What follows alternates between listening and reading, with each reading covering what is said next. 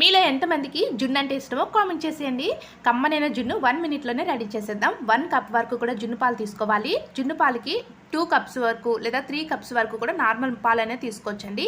ఇది ఆవిని 2 డేస్ అవుతుంది, అందుకోసం పాలు చిక్కగా ఉంటాయి కాబట్టి 3 కప్పుల వరకు కూడా నార్మల్ పాలు తీసుకుంటే సరిపోతుంది.